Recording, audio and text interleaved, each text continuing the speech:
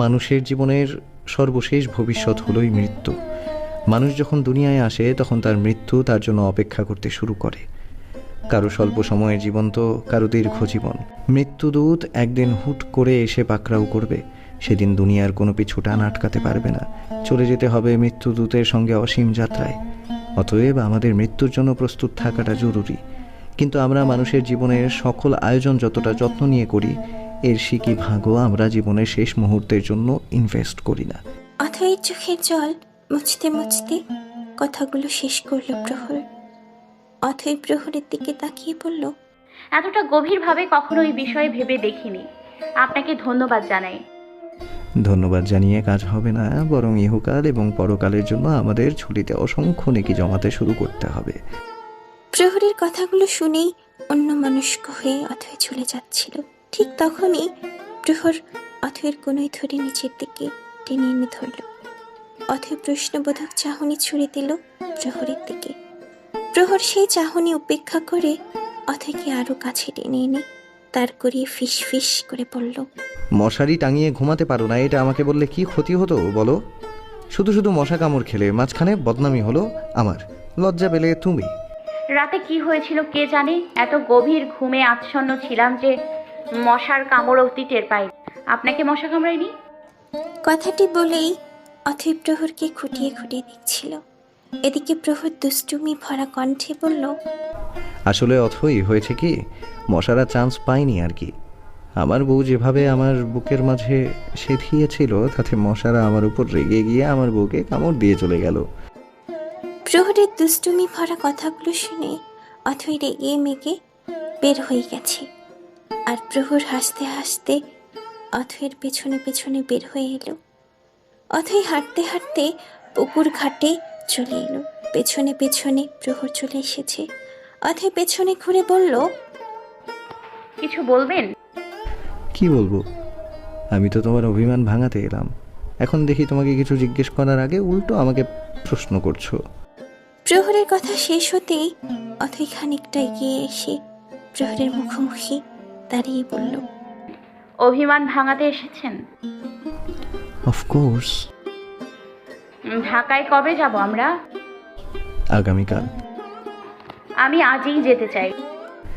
অভিমান ভাঙানোর শোধ কি তবে অন্যভাবে দিতে হচ্ছে?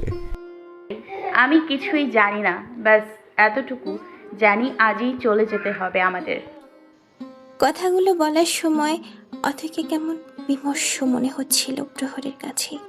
তাই অথয়কে এ বিষয়ে আর কোনো কথা না বলেই হাত ধরে বলল, তুমি বলছো তার মানে আজই আমরা ঢাকায় ফিরবো, কিন্তু একটা ব্যাপার ছিল। অথই প্রহরের চোখে দৃষ্টি রেখে বলল, কি ব্যাপার? তোমাকে এখন আমার সঙ্গে আমাদের বাড়িতে নিতে পারবো না। কেন? ভীষণ বিচলিত হয়ে প্রশ্ন করল অথই। অথয়ের কাণ্ডে প্রহর মুচকে হেসে বলল, বাহ, আমার অথই দেখি ভীষণ তাড়া। আপনাকে ছাড়া নিজেকে কল্পনা করতে ভয় হয় আমার। যেখানে সাময়িক বিচ্ছেদ ঘটুক সেটাও আমি চাই না। অথয়ের কথায় প্রহর শান্তি পেল। অথয়ের হাতটা ভীষণ শক্ত করে চেপে ধরে বলল, সাময়িক বিচ্ছেদের পর যদি তুমি জন্মান্তরের জন্য আমার হও, তবে তো সাময়িক বিচ্ছেদ গ্রহণ করতেই হবে আমাদের। তোমার বাবা মা এবং আমার বাবা মায়ের ইচ্ছে তোমার আমার ওয়ালিমা বিশাল আয়োজনে আয়োজিত হোক। আজ হলো শনিবার, আজ থেকে ঠিক 5 দিন পর শুক্রবারে আমাদের ওয়ালিমা হবে এবং সেদিনই তুমি আমার সঙ্গে আমাদের বাড়িতে যাবে। অথই যেন খুশি হতে পারল না এই খবরে। অথচ এই খবর শোনার পর ওর ভীষণ খুশি হবার কথা। ওর বাবা মায়ের মেয়ে হয়ে আরো 5 দিন তাদের সঙ্গে সময় কাটাতে পারবে। প্রহর অথয়ের শুকনো মুখখানা দেখে হয়তো মনের খবর টের পেয়েছে। অথয়ের গালে এক হাত রেখে আদুরে গলায় বলল, 5 দিন তোমার বাবা মায়ের সঙ্গে সময় কাটিয়ে নাও। এরপর তো তাদের সঙ্গে তোমার দেখা কবে হবে কে জানে। বাল্যকালের বউয়ের সঙ্গে কতদিনের দূরত্ব কাটিয়ে এক হব, তখন কি আর চাইলেই বউকে শ্বশুর বাড়িতে পাঠাতে ইচ্ছে করবে? আপনি আমার মন ভোলানোর জন্য কথাগুলো বলছেন, তাই না? মোটেও না। তুমি নিশ্চিত হয়ে বাড়ি ফিরে যাও। আমি তোমারই আছে, তোমারই থাকবো আমার বউ। সেদিন বিকেলে রওনা হয় প্রহর, অথই এবং তাদের পরিবার। প্রহর এবং অথই একটি গাড়িতে করে এসেছে।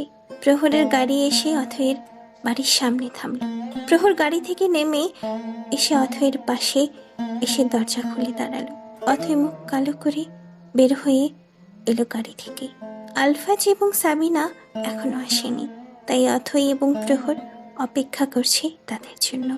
অথই কোনো কথা বলছে না দেখে প্রহর বলল, এভাবে মুখ কালো করে রেখেছো কেন? তোমার এই অন্ধকার মুখখানা দেখে গেলে কি রাতে আমার ঘুম আসবে বলো? এমনিতেই তোমার অভ্যাস আমার গায়ে লেগেছে। ঘুম তো বোধ হয় আগামী শুক্রবার ছাড়া কপালে নেই। রোজ সকালে এসে আমার সঙ্গে দেখা করবেন। আমার ঘুম ভাঙার পর যেন আমি আপনাকে আমার চোখের সামনে দেখতে পাই। যদি আমার শর্তে রাজি থাকেন তবে আমি আগামী শুক্রবার অবধি অপেক্ষা করব। আর যদি শর্তে রাজি না থাকেন তবে আমি আজই আপনার সঙ্গে আপনার বাড়িতে ফিরে যাব। অথয়ের কথায় প্রহর মুচকি হেসে অথয়ের কপালে টোকা দিয়ে বলল, পাগল একটা। যাও, তোমার শর্তেই আমি রাজি। রোজ সকালে ঘুম ভাঙার আগেই দেখবে তোমাদের বাড়িতে এসে আমি হাজির। শ্বশুর বাড়িতে যাই, আমার আলাদা একটা সম্মান ছিল, সেটাও বুঝে বইয়ের জন্য জলাঞ্জলি দিতে হবে এখন। প্রহরের কথায় হাসছে অথই, আর অথয়ের হাসি দেখে মুগ্ধ চোখে তাকিয়ে রয় প্রহর।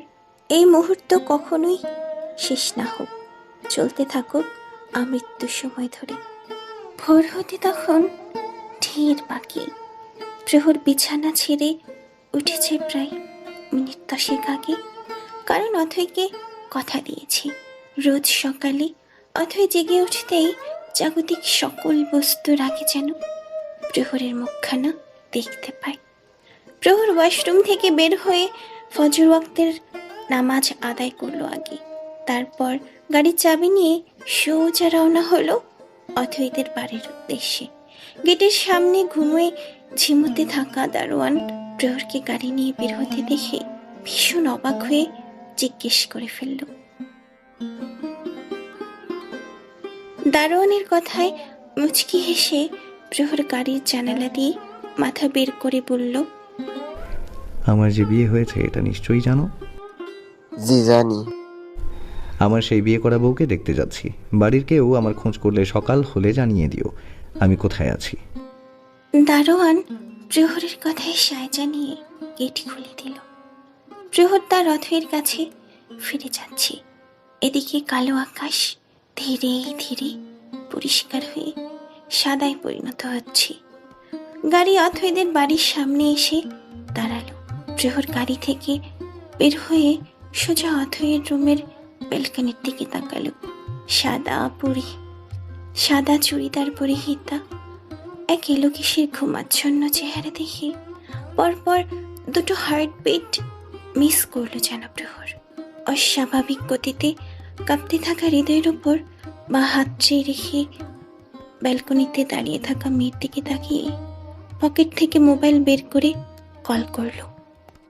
অথয়ের হাতে থাকা মোবাইল ভাইব্রেট হচ্ছে। অথয় কল রিসিভ করলো ঠিকই, তবে চুপ করে রইল। চারদিকে শুধু নীরবতা বিরাজ করছে।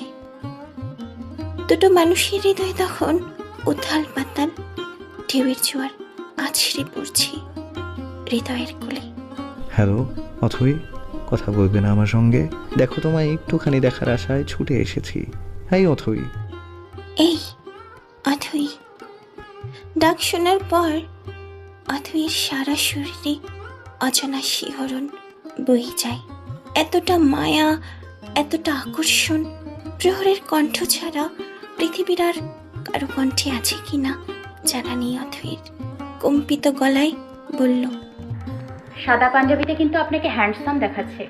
আপনাকে ছাড়া আজ একাকী রাত্রি পার করে কথা অনেক জমে গিয়েছিল, কিন্তু আপনাকে দেখে যে আমার সকল অভিযোগ ভালোবাসায় পরিণত হয়ে গেছে। কোথাও যাবে? এত সকালে নিস্তব্ধ নগরীতে ঘুরতে বেশ লাগবে, যেখানে কেবল তুমি আর আমি। ভালোবাসাবাসিতে না হয় আজ আমরা সকালের স্নিগ্ধ আলোয় গা ভাসাবো। প্রহরের কথা শেষ হতে না হতেই অথই ওর ঘরে গিয়ে চট করে বোরকা হাতে নিয়ে ঘর থেকে বের হয়ে দ্রুত নিচে নেমে এলো। হাঁটতে হাঁটতে বোরকায় নিজেকে জড়িয়ে মাথায় খুব সুন্দর করে ওড়না জড়িয়ে গেট খুলে বের হয়ে এলো। প্রহর অথইকে বের হতে দেখে এগিয়ে এলো সামনে, অথইয়ের দিকে হাত বাড়িয়ে দিল। অথই সেই বাড়ানো হাতে হাত রেখে প্রহরের চোখে দৃষ্টি রেখে বলল, এত ভোরে কষ্ট করে এসেছেন কেন? তোমার ঊর্ধ্বে কোনো কিছুই আমার নয়। তুমি আগামী 5 দিন রোজ সকালে আমাকে দেখতে চেয়েছো, আর আমি কিনা সামান্য এই আবদারটুকু পূরণ করতে পারবো না।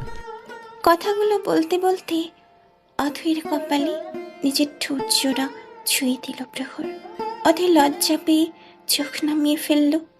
অথইয়ের গালে আলতো করে হাত রেখে বলল, এভাবে লজ্জা পেও না, কখন জানি আমার নিজের উপর নিয়ন্ত্রণ হারিয়ে যায়। বলো তো অথই, এই মুহূর্তে কি করে নিজেকে সামাল দিই?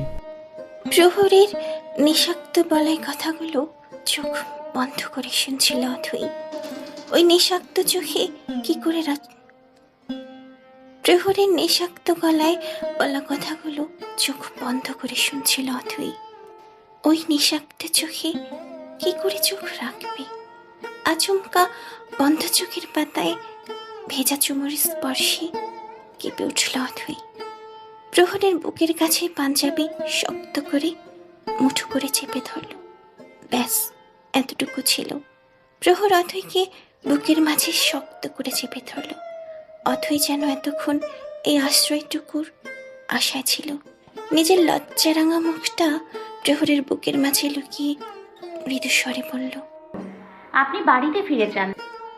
কেন? খানিকটা অবাক হয়ে প্রশ্ন করল প্রহর, কিন্তু অথইকে বুকের বাঁধন থেকে মুক্ত করল না।